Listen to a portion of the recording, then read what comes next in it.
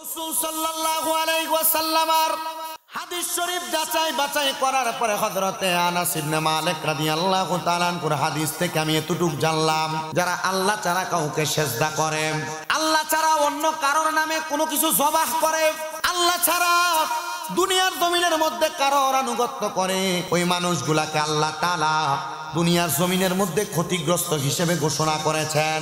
আর দুই নাম্বার, ওই ব্যক্তিদের কথা আল্লাহ তাআলা ঘোষণা করেছেন, রে বান্দারা, তোমরা যারা দুনিয়ার জমিনের মধ্যে সম্পদের মালিক, ওই সম্পদগুলা তোমরা বেহুদাভাবে তোমরা ব্যয় করো, কিন্তু তোমরা তোমাদের সম্পদগুলা আল্লাহর রাস্তার মধ্যে ব্যয় করো না, তোমরা দুনিয়ার জমিনের মধ্যে ক্ষতিগ্রস্ত বান্দা। তিন নাম্বার, ওই বান্দাগুলা ক্ষতিগ্রস্ত বান্দা, যেই বান্দাগুলা দুনিয়াতে চলাফেরা করা অবস্থায় ইবাদত করে, কিন্তু তাদের ইবাদত গুলা আল্লাহর কাছে কবুল হয় না। এই যাদের ইবাদত আল্লাহর কাছে কবুল হয় না, এই মানুষগুলা হলো তিন শ্রেণীর মানুষ। এক নাম্বার, যারা নামাজও পড়ে দুনিয়াতে হারাম খাবার ভক্ষণ করে। দুই নাম্বার, যারা নামাজও পড়ে ঘরের মধ্যে তাদের এই নামাজের কোনো কাজের মাধ্যমে তারা বহির্প্রকাশ ঘটায় না, মানে ইবাদত করে কিন্তু তার কর্মকাণ্ডগুলা ইবাদতকারী বান্দার কর্মকাণ্ড না। নামাজ পড়ে, তার বউ, তার সন্তান, মেয়ে এগুলা বেপরদাভাবে ঘোরাফেরা করে, তার পরিবারের মধ্যে হালালভাবে চলাফেরার কোনো রাস্তা দেখা যায় না।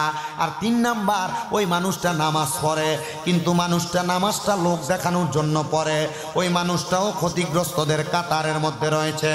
চার নাম্বার, যে শ্রেণীর মানুষের কথা বলা হয়েছে, এমন অনেক মানুষ দেখবেন টাকা পয়সার মালিক, কিন্তু সে তার টাকা পয়সাগুলা, তার ধন সম্পদগুলা সে এমনভাবে রেখে দিছে তার পরিবারের জন্য ব্যয় করে না, তার পরিবারের জন্য খরচ করে না।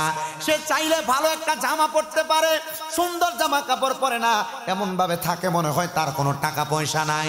সে চাইলে তার ঘরের মধ্যে তার পরিবারদেরকে ভালো খাবার খাওয়াইতে পারে, কিন্তু সে তার পরিবারদেরকে ভালো কোনো খাবার খাওয়ায় না। এটার কারণ হইল সে বখিলামি দেখায়।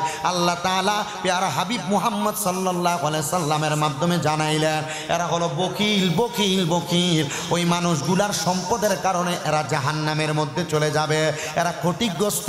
আমি আল্লাহ তাআলা এদেরকে লানত প্রদান করেছি, এদেরকে চিন্তাগ্রস্ত হতাশাগ্রস্তদের কাতারে রেখেছি। আর পাঁচ নাম্বার, এমন বান্দাদের কথা আমার আল্লাহ তাআলা নবীজির হাদিসের মাধ্যমে জানিয়ে দিছে।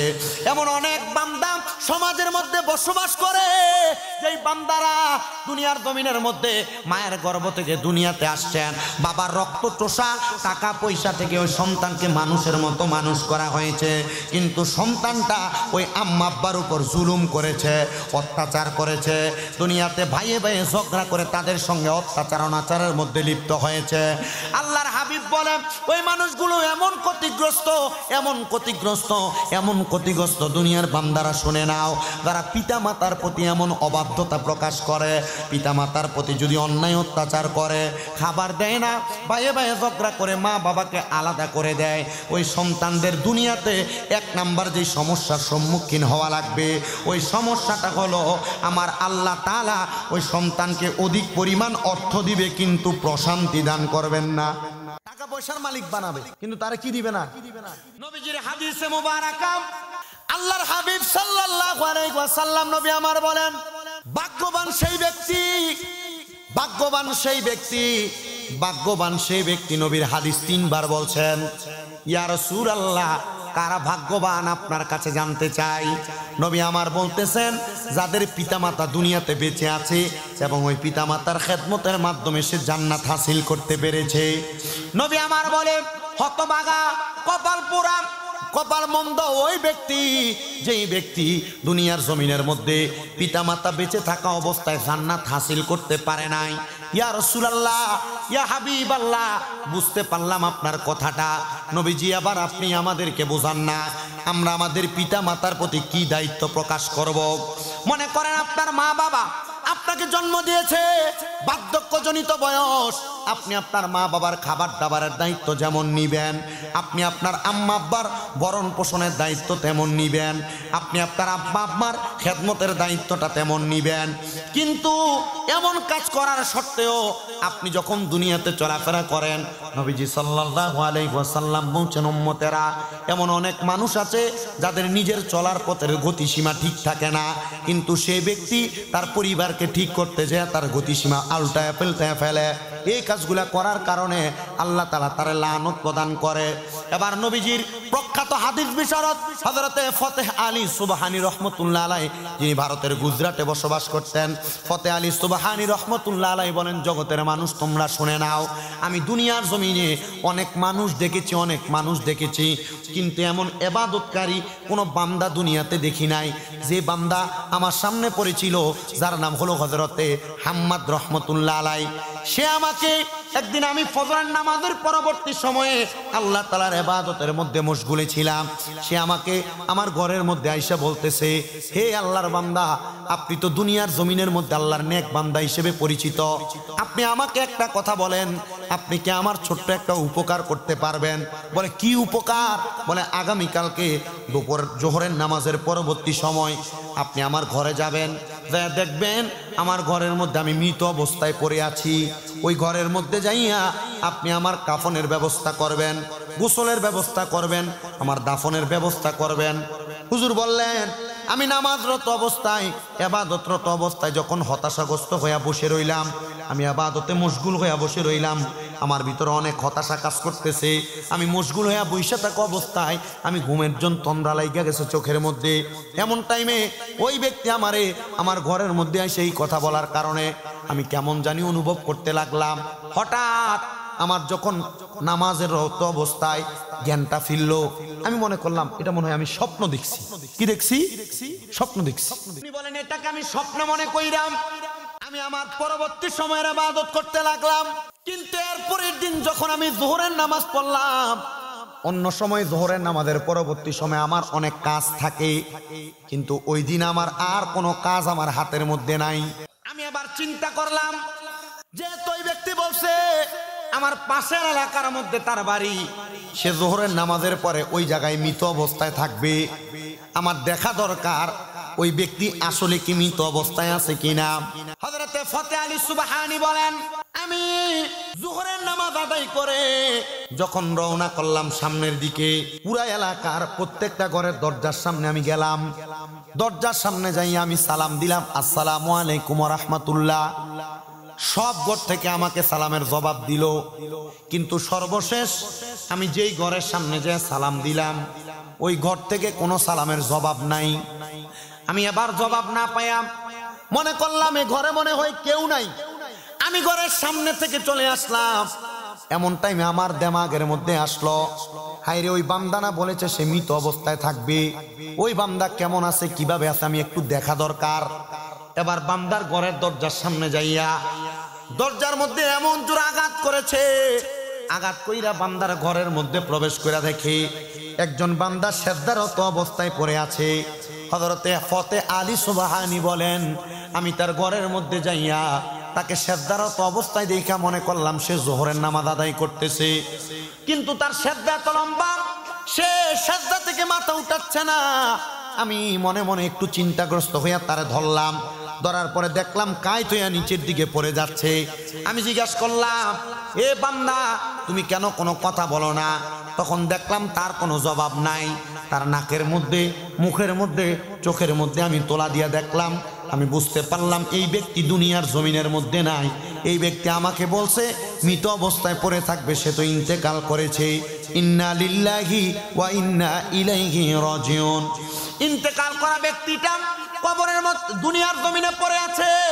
উনি বলেন, আমি তার কাফনের ব্যবস্থা করলাম, এলাকার সব মানুষের কাছে জানিয়ে দিলাম সে তো মারা গেছে। এলাকার মানুষ বলে দীর্ঘ 21 বছর এমন ইবাদত করেছেন, এমন ইবাদত করেছেন, তার পূর্ববর্তী সকল ইবাদতের জন্য আমার আল্লাহ তাআলার কাছে ক্ষমা চাইছেন। বয়স্ক বাবারা, যুবক বন্ধুরা, জীবনে অনেক নামাজ আপনার কাজা হয়েছে, এই কাজা নামাজ আপনি পড়েন কিনা আমি জানি না। আপনার নামাজ অনেক ছেড়েছেন, এই নামাজগুলো আপনি আদায় করেন কিনা আমি জানি না। তবে আমি একটা বুদ্ধি শিখিয়ে দিতে পারি, একটা ইবাদত করলে আপনার কাজা নামাজগুলো আদায় হবে। এই নামাজটার নাম হলো উমরি কাজা নামাজ। হুজুর আছে না উমরি কাজা নামাজ?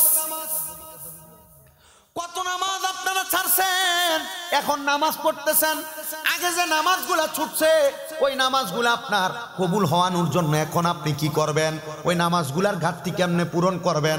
ওলামায়ে কেরাম একসাথে একটা সিস্টেম তৈরি করে দিয়েছেন, একটা নিয়ম নির্ধারণ করে দিয়েছেন। কোনো মানুষ যদি মসজিদের মধ্যে প্রবেশ করে ফজরের নামাজের সুন্নতরা পড়ার আগবর্তী সময় অথবা পরবর্তী সময় 2 রাকাত করে উমরি কাজা নামাজ আদায় করে, তার পূর্বের প্রত্যেক বছরের প্রত্যেক দিনের প্রত্যেক ওয়াক্তের নামাজগুলা আদায় করা হয়ে যাবে। সুবহানাল্লাহ বলেন। এজন্য প্রত্যেক নামাজের সুন্নত নামাজের পরবর্তী সময়ে আপনারা চেষ্টা করবেন 2 রাকাত করে নামাজ আদায় করার জন্য। এই নামাজটা আদায় করলে দেখবেন আপনার পূর্ববর্তী নামাজ যা সেরেছেন এই নামাজগুলো আপনার আদায় হয়ে যাবে, এই নামাজগুলার কাজা আদায় হয়ে যাবে। হযরতে ফতে আলী সুবহানী বলেন, সে 21 বছর মানুষের চোখের আড়ালে ছিল, 21 বছর পর্যন্ত চোখের আড়ালে ছিল। সে 21 বছর এই ঘরের মধ্যে লুকিয়ে লুকিয়ে ইবাদত করেছে, তবে তার কোনো খবর আমরা তোমাদের কাছে দিতে পারবো না। শোনো ও জগতের মানুষ, তোমরা শুনে নাও, দুনিয়ার জমিনের মধ্যে চলাফেরা করা অবস্থায় সে তোমাদের সাথে যেভাবে চলুক আর না চলুক, সে যে নামাজ আদায় করেছে, তোমরা মুসলমান হিসেবে উচিত তার নামাজের জানাজার মধ্যে উপস্থিত হওয়া। সবাই একসাথে ওই ব্যক্তির জানাজার নামাজের মধ্যে উপস্থিত হইয়া তার জানাজার নামাজ পড়া তারা যখন দাফন করার জন্য গেলেন, হযরতে ফতে আলী সুবহানী রহমতুল্লাহ আলাইহি বলেন, তার কবরের মধ্যে তোমরা কেউ নামা লাগবে না, আমি একা তার কবরের মধ্যে নামবো। কারণ কি? বলে তার কবরে যদি কোনো বেনামাজি নামে, তার কবরে যদি দুনিয়ার জমিনের কোনো নিকৃষ্ট ব্যক্তি নামে, বেআমল ব্যক্তি নামে, হয়তোবা এ আল্লাহর বান্দা এটাকে পছন্দ করবে না। আমার বিশ্বাস, আমি আমার জীবনে গুনাহগুলা করতে আমি চিন্তা করে করছি, আমি আমার জানা মতে আমি কোনো গুনার কাজের দিকে কদম বাড়াই নাই। তবে আমি মানুষ, আমার অনেক অন্যায় থাকতে পারে, ভুল থাকতে পারে, আমি আমার গুনার কথা স্মরণ করলাম, তবু আমি তাকে কবরে নামাইতে চাই। আর 2 ব্যক্তি আমার সাথে কবরে নামো, যেন তাকে ধইরা কবরে নামানো যায়। তবে ওই 2 ব্যক্তি নামবা যে 2 ব্যক্তি কমপক্ষে 40 দিন পর্যন্ত এক ওয়াক্ত নামাজও কাজা করো নাই। এবার 2 আল্লাহ তাআলার বান্দা সহ হযরতে ফতে আলী সুবহানী ওই আল্লাহর বান্দারে কবরের মধ্যে নামাইলেন। ওই 2 ওঠার পরে কাফনের কাপড়ের বানগুলা ছুটে দিয়া আল্লাহর বান্দা যখন উপরের দিকে উঠে যাবেন, এমন টাইমে ফতে আলী সুবহানী বলেন, ওই হাম্মাদ নামক আল্লাহ পাকের খাস বান্দাটা আমার হাতটার মধ্যে খাপ করে ধরে ফেলছে। উনি মারা গেছিলেন, মারা গেছিলেন না, কিন্তু বলছেন কবরে শোয়াইলাম, মাথা পশ্চিম মুখা করে দিলাম। 2 উঠে গেলেন, কিন্তু উনি আমাকে আমি উঠে যাবো এটা আমার হাতে ধরে ফেলছেন। উনি আমার হাতে ধরে উঠে বসলেন। আত-তাযকিরাতুল আউলিয়া নামক কিতাব আল্লামা ফরিদউদ্দিন আত্তার রহমতুল্লাহ আলাইহি লিখিত কিতাব, ওই কিতাবের মধ্যে এই ঘটনাটা সুন্দর করে লেখা। উনি কবর থেকে এভাবে উঠে বৈশা আমার কাছে বললেন, হে আল্লাহর বান্দা ফতে আলী সুবহানী, শোনো, আমি ইন্তেকাল করার পরে আল্লাহ তাআলা যদি আমাকে আমার 21 বছরের ইবাদতের জন্য কোনো জাযা প্রদান করে, মানে কবরে যাওয়ার পর আমাকে আল্লাহ তাআলা যদি কোনো নেয়ামত দান করে, কবরে যদি জান্নাত দান করে, আল্লাহ তাআলার অসংখ্য নেয়ামত হুর গিলমান আমারে দান করে, তাহলে আমি তোমার কাছে এই কিছু কিছু দানের, কিছু কিছু রহমতের, কিছু কিছু বরকতের ভাগ আমি তোমাকে দিব। ফতে আলী সুবহানী বলে, আমি ওনাকে কবরে আবার দেখলাম শুয়ে গেল নিজে নিজে। আমি অবাক দৃষ্টিতে তাকাইলাম আর চিন্তা করলাম, এই ব্যক্তি কেমন ব্যক্তি, মারা গেল আবার আমার হাতে ধরে বসে গেল। আমি ওই দিন থেকে টানা 3 দিন পর্যন্ত ঘুমাই নাই। এ 3 দিন আমি আল্লাহ তাআলার অঢেল পরিমাণে ইবাদত করে কাটাইলাম। কিন্তু আমি শুধু চিন্তা করলাম, আফসোস করলাম, কেমন ব্যক্তি মারা গেল, মারা যাবে এই খবর আমার আগের দিন যে বইলা আসলো, আবার এখন কবরের মধ্যে আমাকে উঠা বলছে যদি আল্লাহ তাআলা তারে কোনো ভালো জাযা দেয়, সে এটার নিয়ামত আমারে কিছু দান করবে। অনেক নিয়ামত। উনি বলতেছেন, আমি 3 দিন পর্যন্ত না ঘুমায়া আল্লাহ তাআলার ইবাদত কইরা আমি চতুর্থ দিনের দিন যখন রাত্রবেলা ঘুমানোর চেষ্টা করলাম হচ্ছে না, আমি এবার আল্লাহ তাআলার কাছে একটা নামাজের নিয়ত করলাম, যে নামাজের নাম তাহাজ্জুদের নামাজ। ফজরের আগে যেটা পড়ে, এই নামাজের অসংখ্য বরকত। নবীজি বলছেন, আমার উম্মতের যদি কষ্ট না হইতো, উম্মতের জন্য তাহাজ্জুদের নামাজ আমি ফরজ করে দিত। মা বোন যারা পর্দার আড়ালে শুনছেন, সন্তান হয় না, আপনার স্বামীর কামাই রিজিতে বরকত হয় না, ঘর থেকে রোগ বালা মুসিবত ছাড়ে না, 3 মাস 5 ওয়াক্ত নামাজের সাথে তাহাজ্জুদের নামাজ পড়বেন, আপনার সব সমস্যার সমাধান হবে। অনেকে বিদেশ যাওয়ার চেষ্টা করেন, যাইতে পারেন না, তাহাজ্জুদের নামাজ পড়বেন, 3 মাস ব্যবস্থা হয়ে যাবে। অনেকে অভাবে পড়ে আছেন, টেনশনে পড়ে আছেন, তাহাজ্জুদের নামাজ পড়বেন, সব দূর হয়ে যাবে। অনেকের কঠিন রোগে আক্রান্ত, তাহাজ্জুদের নামাজ পড়বেন, 3 মাস সময় আল্লাহ তাআলা আপনার রোগ থেকে মুক্তি দান করবেন। আমি জানি না আপনাদের এলাকার মানুষ কোন ওয়াজ শুনবে। আপনারা যারা আছেন, ধান যারা দেওয়ার পরে সোসা যাওয়ার পরে যা থাকে, আপনারা আমার সেই সোতা আছে। যেই নামাজটার কথা বললাম, নামাজটার নাম কি নামাজ? জোরে কোন? তাহাজ্জুদের নামাজ। বিশেষ করে যুব সমাজ এই নামাজে আকৃষ্ট হতে পারে না, কারণ ওনাদের ফোন টিপা শেষ হইলে ফজরের আজান দেয় একদিকে, মোবাইল চার্জে দেয়, এরপরে ঘুমাইতে যায়, ঠিক না?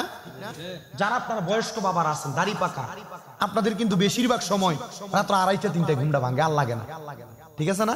আমি মাহফিল শেষ করে বাড়িতে যাইলে অনেক সময় মাঝে মাঝে রাস্তায় দেখি একবার বয়স্ক লাঠি ভোট দিয়ে দিয়া হাঁটে, রাত্র 3টা 3:30টায় লাঠি ভোট দিয়ে দিয়ে মসজিদে যায়। আমি অনেক জিজ্ঞেস করছি, কি ও দাদা এত রাত্রে মসজিদে যাইতেছেন? ও ঘুমায় না। কি না ঘুমায় না? হয় না, এমন হয় না, ঘুমায় না। আমি কত মসজিদে যান, কে আল্লাহ বিল্লাহ করে। আমি চিন্তা করলাম, এই নামাজটা যদি মুরব্বি বাবারা পড়তে পারে, গত জীবনে যা গুনাহ করছেন, এই টাইমে যদি কাঁদতে পারেন, আল্লাহ মাফ করবে। আপনারা বলেন যে কথাগুলো বলছি, এই কথাগুলো যদি মানুষ আমলে জিন্দেগিতে বাস্তবায়ন করে, লাভ হইব নি? হয়তো অনেকে এই হালকা ঠান্ডা পড়ার কারণে বাজিয়ে অনকালা মাইকের আওয়াজ শুনতেছে আর কি। আর আমার লগে যে ছোট্ট ঘুরে ডি এটার আইডিয়া ইউটিউবে দেখলা।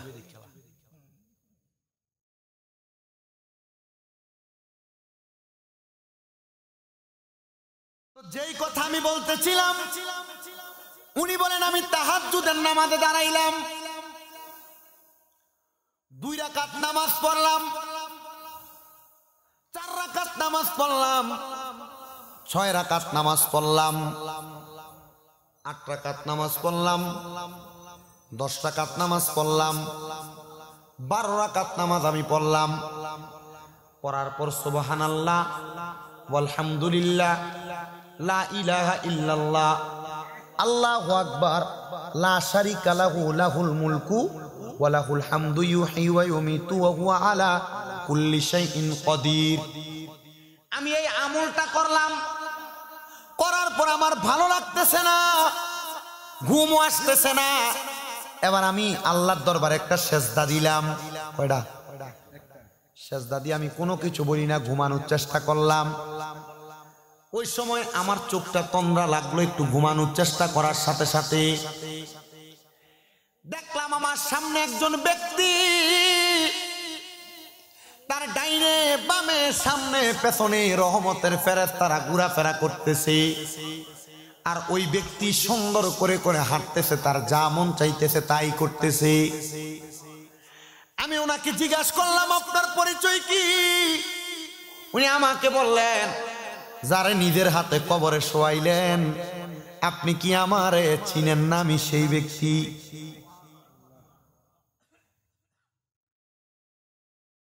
বলে, আপনার কবরের অবস্থা কেমন?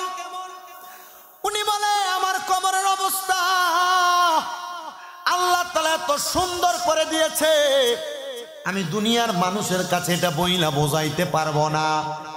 এবার আল্লাহর বান্দা বলেন, আমি যেহেতু একজন জান্নাতি মানুষের সন্ধান পাইলাম, আমি ওই ঘুমন্ত অবস্থায় স্বপ্নের মধ্যে ওই ব্যক্তিকে জিজ্ঞাসা করলাম, আল্লাহ তাআলা আপনাকে কোন কোন আমলের কারণে জান্নাত দিছে আমাকে বলেন। ওই যে আপনি 21 বছর একটানা ঘরের দরজা বন্ধ করে ইবাদত করছেন, আমার আল্লাহ কি আপনাকে এই জন্য জান্নাত দিছে নাকি? আল্লাহর বান্দা বলে, না না, আমারে আল্লাহ তাআলা 21 বছরের ইবাদতের কারণে জান্নাত দেয় নাই। আমি আমার জীবনের হায়াতে জিন্দেগিতে যখন আমি প্রাপ্তবয়স্ক, যখন আমার বয়স 17 থেকে 18 বয়স, তখন কিন্তু সন্তান প্রাপ্তবয়স্ক হয়। ওই বয়সে আমি আমার বর বাড়ি ছেড়ে দিয়ে আমি আমার বন্ধু বান্ধবের পাল্লায় পড়ে আমি বদ গাছ নর্তকী বানার মধ্যে ঘোরাফেরা করতাম। কিন্তু এমন এক সময় আল্লাহর একজন বুজুর্গ বান্দার সাথে আমার সাক্ষাৎ হয়েছে। ওই বুজুর্গ আমারে বলেছে আমি যেন দুনিয়াতে 3টা কাজের মাধ্যমে আল্লাহরে তালাশ করি।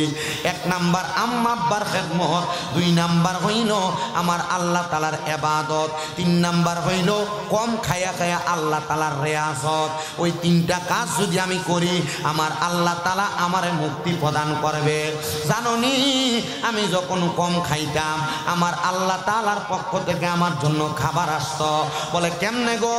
বলে 21 বছর পর্যন্ত ইবাদত করতাম, আমি যখন ইনকাম করতাম না, কিন্তু আমার যখন পেটের মধ্যে ক্ষুধা লাগতো আমি 2 রাকাত নফল নামাজ পড়তাম। আমি নফল নামাজটা কইরা আল্লাহর কাছে দোয়া করতাম।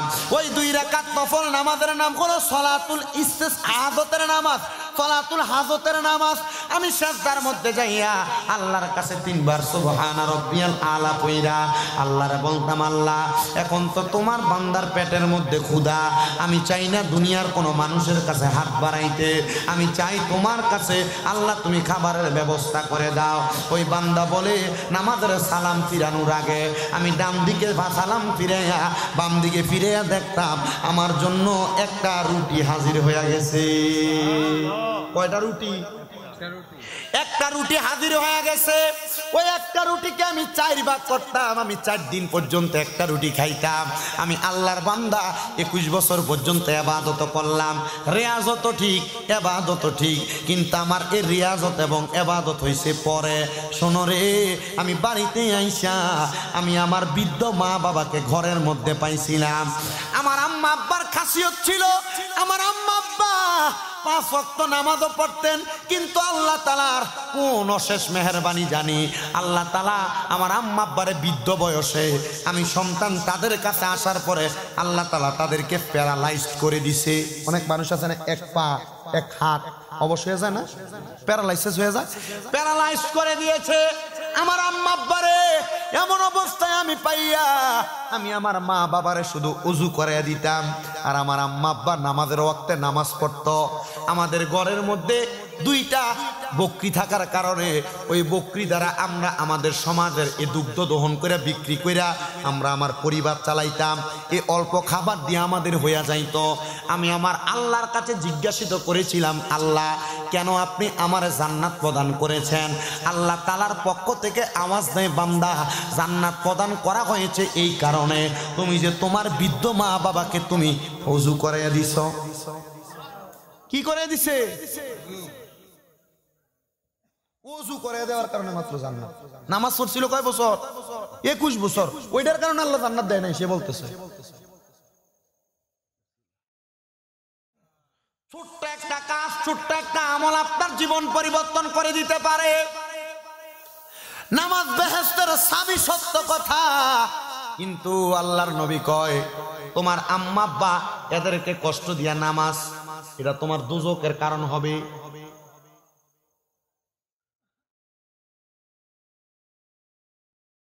কিন্তু অনেক সন্তান আম্মা আব্বা বৃদ্ধ হওয়ার পর বিছানার মধ্যে প্রস্রাব পায়খানা করে নিজের হাতে পরিষ্কার করতে দ্বিধাবোধ করে। আমি আমার এই উরপুর এলাকার সব সন্তানদের করজোরে আবদার করব, পায়ের মধ্যে হাত দিয়ে বলবো, যা কিছু করেন না কেন, আপনি যত টাকা ইনকাম করেন না কেন, আপনি আপনার পিতা মাতাটাকে খেদমত একটু বাড়ায়া করার চেষ্টা করবেন। বাহিরের কোনো মানুষ দিয়া খেদমত না, প্রস্রাব পায়খানা কাজের কোনো লোক দিয়া না। আপনি নিজে থেকে আম্মা আব্বারে সে খেদমতটা করবেন। পারলে মাঝে মাঝে আব্বারে নিয়ে গোসল করবেন, যখন নিজে গাওটা ডইলা দিবেন। ও মুসলমান সমাজ এখন এটা করতে চায় না। আব্বার সঙ্গে কতদিন পর্যন্ত তুমি সন্তান সুন্দরভাবে ব্যবহার করো নাই, একবার চিন্তা করো। আব্বারে কতদিন পর্যন্ত লোকমা দিয়ে খাওয়াইয়া দেও নাই, চিন্তা করো। আব্বার সঙ্গে ভালো ব্যবহার হয় নাই, কতদিন চিন্তা করো। এই জন্য আমি আমার এই হাজীগঞ্জের উলপুর এলাকার ভাই বাবাদের কাছে বলে দিতে চাই, এ আমার উলপুরের যুবক ভাইয়েরা, আব্বা আম্মার মনে কষ্ট দিয়া, আব্বা আম্মারে ভাত না দিয়া, আব্বা আম্মারে জুদা কইরা দিয়া, দুনিয়ার জমিনের মধ্যে কেউ যদি তাদের মা বাবার মনে কষ্ট দিয়া 5 ওয়াক্ত নামাজ পড়ে কবুল হবে না, রোজা রাখে কবুল হবে না, হজ করলে কবুল হবে না, দান সদকা করলে কবুল হবে না। ওয়াদা করেন এখান থেকে বাড়িতে যাবেন আর আম্মা আব্বার কদমগুলার মধ্যে ধরবেন, ধরে বলবেন, মা আমি সন্তানকে আপনি ক্ষমা করে দেন, আব্বা আমি সন্তানকে আপনি ক্ষমা করে দেন। যতক্ষণ পর্যন্ত মা বাবা মুখ দিয়ে বলছে ক্ষমা করে দিছি, ততক্ষণ পর্যন্ত আম্মা আব্বার কদম ছাড়বেন না। আজকের মাহফিল কবুল হবে কি হবে না এটার গ্যারান্টি আমি আপনাদেরকে দিতে পারবো না, তবে একটা কথা বলতে পারি, আগামীকালকে যখন দেখবেন এলাকার কোনো বয়স্ক মুরব্বী বাবা দোকানে বলে, হ্যাঁ শামীম দাদার কথা শুই না আমার সন্তান রাত্রবেলা আমার পায়ে ধরে মাপ চাইছে, কোনো মহিলা একজন আর একজনে বলে, শামীম দাদার কথা শুই না আমার সন্তান আমি মায়ের পায়ে ধরে মাপ চাইছে, কিন্তু আমার সন্তান কোনোদিন আমি মায়ের সাথে অন্যায় করে নাই, আমি বাবার সাথে অন্যায় করে নাই। দেখবেন মনে করবেন মাহফিল কবুল হয়ে গেছে। মুসলমান ও উরপুরের বাবা, আম্মা আব্বা আপনার কাছে টাকা পয়সা চায় না, আম্মা আব্বা চায় আপনি আপনার আম্মা আব্বারে যথেষ্ট সম্মান করেন। অনেকে তো চিন্তা করে, হুজুর যাদের বাড়িতে বাবা আছে তারা বাড়িতে যাইয়া বাবার পায়ে ধরে মাপ চাইব, যাদের বাড়িতে মা আছে তারা বাড়িতে যাইয়া মার পায়ে ধরে মাপ চাইব। আমার আব্বা নাই, আমার আম্মা নাই, আমি কার পায়ে ধরে মাপ চাইব? সন্তান চিন্তা করবেন না, আখিরি মুনাজাতের মধ্যে রব্বির হামহুমা কামা রব্বায়ানি সগীরা ওয়াকুর রব্বির হামহুমা কামা রব্বায়ানি সগীরা বইলা যখন আপনি আল্লাহ তাআলার কাছে চোখের পানি ছাইরা দিয়া কান্না করবেন, নবী আমার বলে, উম্মত ওই একটা ফোঁটা পানি মাটিতে পড়ার আগে আমার আল্লাহ তাআলা ওই সন্তানের মা বাবার জীবনের গুনাহ মাফ করে দেয়। আজকের মাহফিলে যারা বসছেন মা নাই, আজকের মাহফিলে যারা বসছেন বাবা নাই, মাহফিল শেষ করে বাড়িতে যাবেন, সবার মুখ দেখবেন কিন্তু মা বাবার মুখ দেখবেন না। মুনাজাতের মধ্যে শুধু আম্মা আব্বার জন্য খাস করে করে দোয়া করবেন, আল্লাহ তাআলা যেন আপনার আম্মা আব্বাকে মাফ করে দেয়। আর যাদের মা বাবা বেঁচে আছে পায়ে ধরবা, ততক্ষণ পর্যন্ত বলছে মাফ করে দিছি, ততক্ষণ পর্যন্ত আম্মা আব্বার পাও ছাড়বা না। বলে কেন? কারণ এই মা বাবা সন্তানের কাছে লাখ টাকা চায় না, স্বর্ণ গয়না চায় না, দামি খাবার চায় না। মা বাপ চায় তাদের সন্তান প্রাপ্তবয়স্ক, সুন্দর একটু ব্যবহার করুক।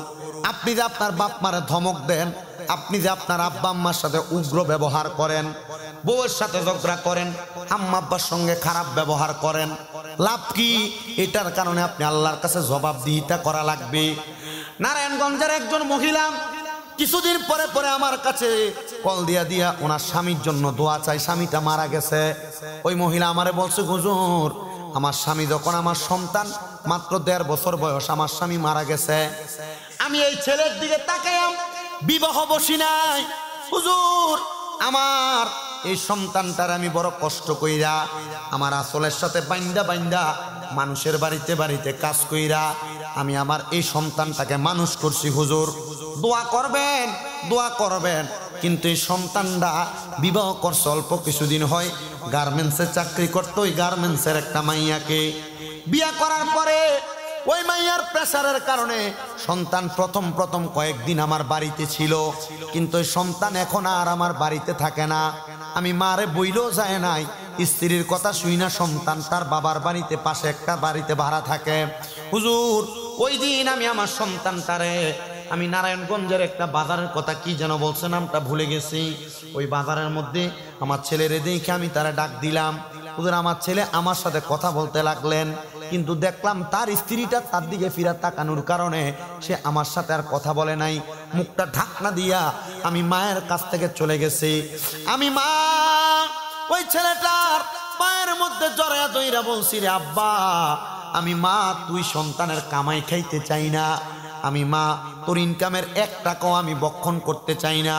পুত্রে তোর কাছে আমার আবদার হইল, তুই বাহিরে থাকিস না, তুই আমার বাড়িতে থাক, তুই আমার বাড়িতে থাক। আমি মা যেন সকালে একবার তোর মুখটা দেখি, বিকালে একবার তোর মুখটা দেখি, কারণ আমার কলিজা চিরা ধন তুই, তুই ধন রে আমি না দেখলে আমি মার কলিজাতে শান্তি লাগে না। তোর জন্য না আমি আমার যৌবন বিসর্জন কইরা দিছি। সন্তান আপনার মা আপনার জন্য তার আসলে যৌবন বিসর্জন করছে। অনেক সময় আপনি সন্তানদের নিয়ে ঝগড়া করে আপনার মা খাবার খায় নাই, আপনি সন্তানদের নিয়ে ঝগড়া করে আপনার মা জননী এমনভাবে ছিল, এমনও রাত্র গেছে আপনার মা ভালো করে ঘুমাইতে পারে নাই। আপনি সন্তান মা জননীর কাঁধে লাথি দিছেন, পেটে লাথি দিছেন। আপনার আব্বা সারাদিন পরিশ্রম করে আসতো, আপনি সন্তান আপনার আব্বা জানের কানের কাছে কান্না করতেন, বাবা ঘুমাইতে পারে নাই। কেন আপনি সন্তান ওই আম্মা আব্বারে এই বয়সে আইসা কষ্ট দিবেন? আবদার জানাই, পারলে দেন পাও আপনার সামনে, আমার সামনে দিয়া দেন, আমি আমার জিব্বাটা লাগাইয়া আপনি সন্তানের পাও পরিষ্কার করে দিব। তবু আজকের মাহফিল থেকে আমি কি শিখাইতে পারছি জানি না। এই ওয়াদাটা কইরা যাবেন আপনারা যে শ্রোতা মণ্ডলীরা আছেন, যে আমরা কোনোদিন আম্মা আব্বার সাথে কটু কথা বলবো না, ধমক দিব না, আম্মা আব্বারে জুদা করব না। আম্মা আব্বারে ঘরের মধ্য থেকে যদি আলাদা করে থাকি, এখান থেকে বাড়িতে যাইয়া আম্মা আব্বারে বাড়িতে আমার ঘরে আইনা দিব, আমার ঘরে আইনা 3 বেলা খাবার আমার ঘরে করে দিব। দেখবেন এমন নিয়ামত আল্লাহ তাআলা আপনারে বাড়াইয়া দিবে, এমন নিয়ামত আল্লাহ তাআলা আপনারে বাড়াইয়া দিবে, ওই নিয়ামতের কথা আপনি কল্পনাও করতে পারবেন না। আমার সাথেরই একটা ছেলে কুমিল্লা বরুড়াতে বাড়ি, নাম ইসমাইল। তার মা বাপ বলছে, হুজুর আমার ছেলেটা বিদেশ যাইতে চায়, আপনার বাজারের দোকান আছে, হুজুর আমি আমার ছেলেরে বলছি ছেলে যেন বিদেশ না চায়, বাজারের দোকান সামলায়। আমি তারে আজকেও বলছি বিদেশ যাওয়ার দরকার নাই, আম্মা আব্বা যেহেতু চাই তুই দেশে থাক, তোর আম্মা আব্বার কথাটা শুই না, বিদেশের টাকা দেখবি তুই দেশে কামাই করতে পারস। কারণ মা বাপ এমন নিয়ামত, আল্লাহর নবী রহমতের নবী কয়, হুমা জান্নাতুকা হুমা নারুকা। শোনো মানুষ, এই মা বাবা তোমার জান্নাত, এই মা বাবা তোমার জাহান্নাম। যদি চাও মা বাপরে দিয়া জান্নাত কামাই করতে পারবা, যদি চাও মা বাপরে দিয়া জাহান্নাম কামাই করতে পারবা। এই জন্য আবদার জানাই, ওই মা বাবার প্রতি সম্মান রাইখা আম্মা আব্বারে তাজিম করবেন, আম্মা আব্বার প্রতি ইজ্জত সম্মান করবেন। আর যদি টাকা পয়সা থাকে, আম্মা আব্বারে বড় হজ করাইতে পারেন আর না পারেন, মা বাপ তো আপনারা অনেক সম্পদ দিয়া যাবে, মা বাপরে যে বুদ্ধি দিবেন, সম্পদের একটা কোনা দিয়া বেচ্ছা, আব্বা আপনি একটু উমরা হজটা করে আসেন, মক্কা মদিনা দেখে আসেন। সন্তানদের এই কথা বলবো দূরের কথা চিন্তা করে, মা বাপ জমি বেচতে আমরা বাঘের মধ্যে কম পইরা যাইব না, না না। ওই মা বাপ যদি সম্পদের একটা অংশ বেচা মক্কা মদিনা যায় হজ করবার লাইগা, মা বাপ মক্কার গিলাফে ধরে ধরে দোয়া করব, মা বাপ মক্কা শরীফের দরজার মধ্যে ধরে ধরে দোয়া করব, আব্বা মদিনা শরীফে সালাম দিয়া দিয়া দোয়া করব। আর ওই জায়গায় দোয়া করলে দোয়া কবুল হবে, গ্যারান্টিও আছে। আল্লাহ তাআলা ওই আল্লাহর কাবা ঘর আপনাদের মা বাবারে দেখানোর, আপনারা দেখার তৌফিক দান করুন। আর আপনারা যারা বয়ান শুনছেন, এই বয়ানের উপর ভিত্তি করে মা বাবার প্রতি যদি কোনো অবহেলা, অবদৃষ্টি, কুদৃষ্টি থাইকা থাকে, এগুলো উঠাইয়া আম্মা আব্বার সাথে সম্পর্কটা যেন আল্লাহ তাআলা ঠিক গলাগলি এমন মুহাব্বতের সম্পর্ক করে দেয়, পড়ে না আমিন। ওয়াকির দাওয়ানা আনিল হামদুলিল্লাহি রাব্বিল আলামিন। সবাই আমার সাথে রাসূলকে দাঁড়ায় সালাম দেন, ইয়া নবী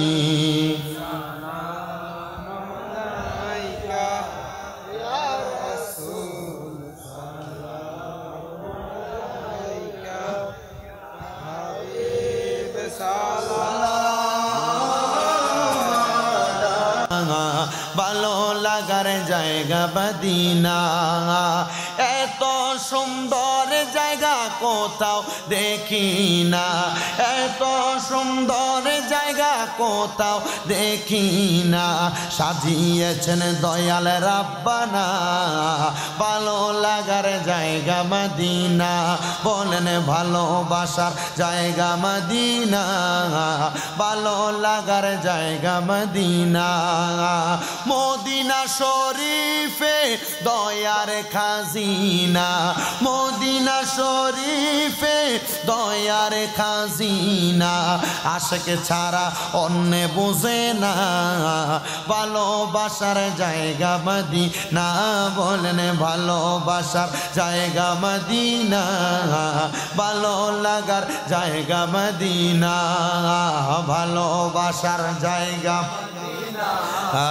ভালো লাগার জায়গা মদিনা, সোনার মদিনা বহু দূরে, বলেন প্রাণের মদিনা বহু দূরে, কিন্তু মদিনাওয়ালা আমার অন্তরে, কিন্তু মদিনাওয়ালা আমার অন্তরে, আমার অন্তর জুড়ে মদিনায় আছে রে, আমার অন্তর জুড়ে মদিনায় আছে রে, মদিনা মদিনা বলে জিকির করে রে, মদিনা মদিনা বলে জিকির করে রে। রাসূল তুমি শোনো গো আমার ফরিয়াদ, চুমু খেতে বাড়িয়ে দাও নুরানি হাত, চুমু খেতে বাড়িয়ে দাও নুরানি হাত। রাসূল তুমি শোনো গো আমার ফরিয়াদ, চুমু খেতে বাড়িয়ে দাও নুরানি হাত, চুমু খেতে বাড়িয়ে দাও নুরানি হাত। আমার মনে কান্দে রে, প্রাণ কান্দে রে, আমার মনে কান্দে রে, প্রাণ কান্দে রে, মদিনা মদিনা বলে জিকির করে রে, মদিনা মদিনা বলে জিকির করে রে, বলেন সোনার মদিনা বহু দূরে, বলেন প্রাণের মদিনা কিন্তু মদিনাওয়ালা আমার অন্তরে, কিন্তু মদিনাওয়ালা আমার অন্তরে, যে গিয়েছে একবার সোনার মদিনা, তার মনে আর কোনো দুঃখ রইল না, বলেন তার মনে আর কোনো বেশি দিন হয় না, অল্প কিছুদিন হয় আমি মক্কা মদিনা থেকে আসছি। আমি ঘরে যাওয়াতে আমার কে যেন বলে হুজুর আপনার সুলডিতে কাটতে লাইছেন, আপনি কি হজ করতে গেছিলেন? আমি গেছিলাম হজ করতে। অনেকে মাহফিলে গেলে হুজুর সুলডি কাটতে লাইছেন, আমি বললাম হজ করতে গেছি, নবীর সুন্নত আদায় হয়, হজ করার পরে সাফা মারোয়া সাই কইরা যেন মাথাটা কামাইলে সুন্নত আদায় হয়ে লেগে কাটছি, রাখাও সুন্নত, কাটতে লাইলে এটা হজে গেলে এটাও সুন্নত, এলে কাটছি। যাওয়ানোর দরকার আছে না? মদিনা শরীফ গেলে আসলেই দুঃখ থাকে না। রসুলের রওজার সামনে যাইবেন, দেখবেন আপনি কথা বলতেছেন, হাসতেছেন, চোখ দিয়ে বাইরে পানি পড়তেছেন। এটা মদিনা শরীফের বরকত। অনেক মানুষ দেখছি, আমি দেখছি পাকিস্তানি অনেক মহিলারা মদিনা শরীফের রওজা মুবারক একবারে বাহিরে, এরা দাঁড়ায় দাঁড়ায় পিলার সাথে হেলান দিয়ে দিয়ে কান্দে। আল্লাহ যেন আমাদেরকে একবার মরণের আগে মক্কা মদিনা নসিব করে, আমিন আমিন। কোন যে পড়েন সবাই মোহাব্বত নিয়ে, যে গিয়েছে একবার সোনার মদিনা, তার মনে আর কোনো দুঃখ রইল না, তার মনে দুঃখ রইল না, তাহার অন্তর গভীরে মদিনায় আছে রে, তাহার অন্তর গভীরে মদিনায় আছে রে, মদিনা মদিনা বলে অন্তরে কান্দে রে, মদিনা মদিনা বলে অন্তরে কান্দে রে, সোনারে মদিনা বহু দূরে, বলেন প্রাণের মদিনা রে, কিন্তু মদিনাওয়ালা আমার অন্তরে, কিন্তু মদিনাওয়ালা আমার অন্তরে। আল্লাহ সবাইকে কবুল করেন, পড়েন আমিন। সবাই আমার জন্য দোয়া করবেন, আমি আপনাদের জন্য দোয়া করব। বিশেষ করে মাহফিলে যিনি সৌজন্যে শাহজালাল সৌজন মিয়াজি সাহেব, উনি মাহফিল কমিটির যে ভাইয়েরা ওনাদেরকে যথেষ্ট পরিমাণ সহযোগিতা করছে, উনি সহ যারা যারা মাহফিলে টাকা পয়সা দিয়ে, শ্রম দিয়ে, বুদ্ধি দিয়ে, পরামর্শ দিয়ে সহযোগিতা করছে, আল্লাহ যেন তাদেরকেও কবুল করে পড়ে না আমিন। আমার মাদ্রাসার বাচ্চাদের জন্য দোয়া করবেন, আপনাদের দোয়ায় কুমিল্লা আমার 6টা মাদ্রাসা চলে, এই মাদ্রাসাগুলোর ছাত্রদের জন্য দোয়া করবেন, আল্লাহ যেন তাদেরকে কোরআন সুন্নাহর সঠিক দিন এবং কোরআনুল কারীমের হিফজটা পরিপূর্ণভাবে সম্পূর্ণ করার তৌফিক দেয়। আল্লাহুম্মা আমিন, আল্লাহুম্মা আমিন। আলহামদুলিল্লাহি রাব্বিল আলামিন, আসসালাতু ওয়াসসালামু আলা রাসূলিহিল কারীম। ربنا ظلمنا أنفسنا وإن لم تغفر لنا وترحمنا لنكونن من الخاسرين آمين يا إلهي رحم فرما मुस्तफ़ा की वास्ते खुल दे दरवाज़े रहमत गदा की वास्ते रहमतुल लिल आलमीन खत में रसूल जाने जहाँ अहमद हामिद मुहम्मद मुस्तफ़ा की वास्ते मबूदो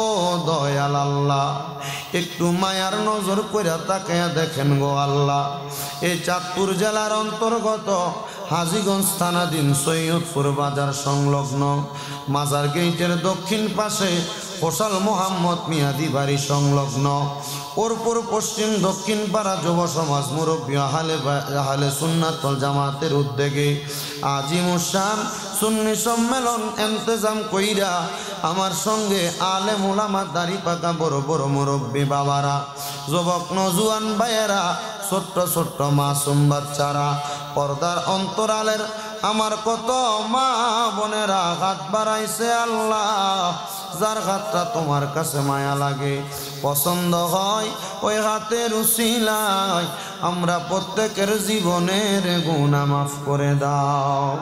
তুমি তো অন্তর্যামী রে আল্লাহ, ওই আমরা হইলাম ফানা, আমরা সুখে কিনা দুঃখে ডাকি গো আল্লাহ, তুমি যাই না কি জানারে আল্লাহ, করো আল্লাহ জাগালয় তোমার মনে মাবুদ। এই উরফুরের মাহফিলে বৈশা যারা যারা হাত বাড়াইয়া দিছে, জানি না কার জানি জগতের মধ্যে আব্বা নাই, যেই বাবা রিক্সা চালাইয়া মাটি কাইটা মাথার গাম পায়ে ফালাইয়া পরের বাড়িতে বদলা দিয়া সন্তানরে মানুষের মতো মানুষ করার জন্য আব্বা এত কষ্ট কইরা অন্ধকার কবরের বাসিন্দা, এমন আব্বার কবরটারে তুমি আল্লাহ জান্নাতের বাগান বানায়া দাও দয়াল রে। কে জানি হাত বাড়াইছে, কার জানি জগতের মধ্যে মা নাই, হায়রে মা, যেই মারে মা কুয়া ডাকলে কলিজার আগুন ঠান্ডা হইয়া যায়, যাদের এমন মা অন্ধকার কবরে রে আল্লাহ, এমন আম্মার কবর জান্নাতের বাগান বানিয়ে দাও আল্লাহ। কে জানি হাত বাড়াইছে, মাও নাই বাবাও নাই, জনমের